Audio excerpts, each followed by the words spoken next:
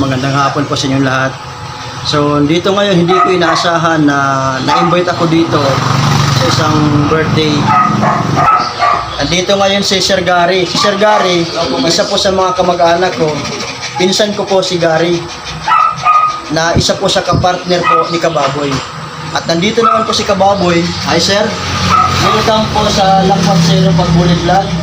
So dahil po sa na-invite ko ako si Sir Victor, papasalamat ako sa inyo sa pag-invite ko sa akin. Actually, meron sila ditong kunting salo-salo sa bahay nila. Andito po ako ngayon. Timing lang po sa pagiging vlogger. Kanya-kanya tayo ng content. Ano lang, tiwala. Kailangan lang natin sa pagiging vlogger, tiwala. At magpatuloy lang tayo sa nais natin gawin. Kasi ang nakakatawa po kay Kababoy, nakakapagpatawa po siya sa mga audience po natin. Ang sa kanya po is comedy. Marami po siyang pinapasaya ng mga tao, lalong-lalo na po yung mga tao na stress, nasa trabaho, may mga problema. At least napapangiti po niya. Sa kanyang content, napapasaya po niya yung mga tao. At ito naman po yung kanyang kabati. Next, what's up?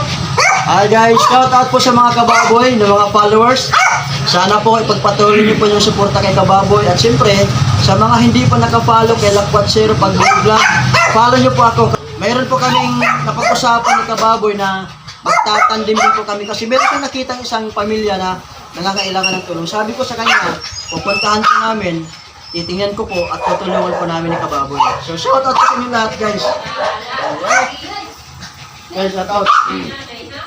Shoutout sa mga kaibigan ni Kababoy at sa lahat ng mga subscriber.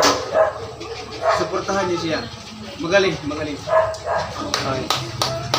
Thank you guys. Happy Saturday.